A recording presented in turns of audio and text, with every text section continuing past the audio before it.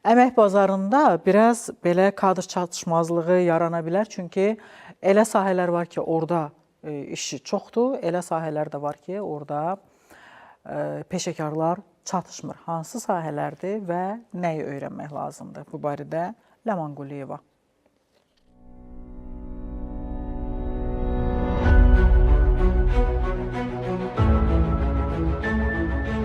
Əmək bazarında ixtisaslı kadrlara kifayət qədər tələbat olsa da, bəzi sahələrə marağın olmaması və üst tutanların az olması kadr çatışmazlığına səbəb olur. Bəs bunun səbəbi nədir? Bu suala bərabər cavab axtaracağıq. Hansı ixtisasda təhsil alırsınız? Şəhərsalma. Oxuduğum peşə üzrə getməyəcəm sözün açığı. Marağım başı ixtisasıdır. Hansı ixtisasda təhsil alırsınız? Memarlıqda. Rəsmə qabiliyyətim vardı. İnşaatda memarlığa həvəsim vardı, buradayım. Öz ixtisasım üzrə işləmək istəyirəm. Proseslərin avtomatlaşdırılması mühəndisliğində ixtisas alıram. Bu ixtisas üzrə çox tələbat var. Ona görə mən də bu ixtisas seçdim ki, mən də bu yöndə irəliyim. Ali məktəblərə hazırlaşan abituriyentlərin çoxu dövlət universitetlərində qəlibləşmiş ixtisaslara müraciət edirlər. Bu cür yanaşmalar kadr çatışmazlığı probleminə səbəb olur. Tələbə bazarda özünə yer tapa bilmir, iş tapa bilmir. Bu da həmin o ixtisasın müəyyən qədər prestij itirməyinə səbəb olur. Lazım olmayan ixtisası bazarda yer tapa bilmədiklərimiz ixtisasları sıradan çıxardır və ixtisasların yerinə alınma daha məqsədə uyğun olardır.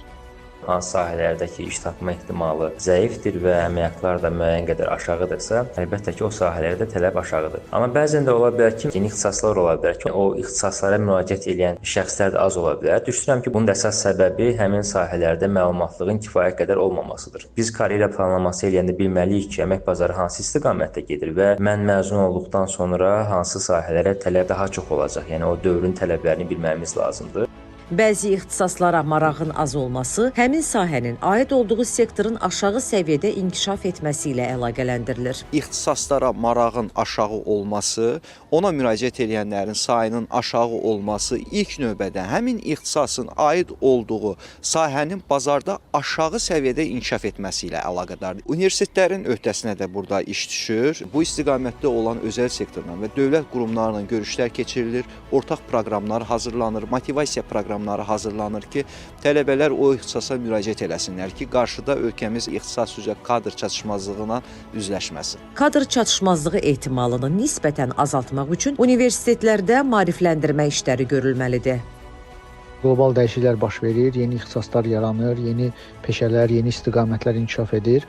Bəzən olur ki, universitetlər bunun arxasınca çatdıra bilmirlər. Müəyyən yeni ixtisasların yaradılmasında, yeni sahələrdə kadrların hazırlanmasında çeviklikləri olmur. Bazarda tələb olunan ixtisaslar, xüsusilə texnologiya, IT, kiber təhlükəsizlik, data analitika, maliyyə, marketinq, sosial media, yəni bu yeni populyar ixtisaslar sahəsində daha çox kadrların hazırlanmasına diqqət yetirsinlər və iş bazarı, sənaye, industriya və digər istiqamətlərdə kadrlara ehtiyacı var.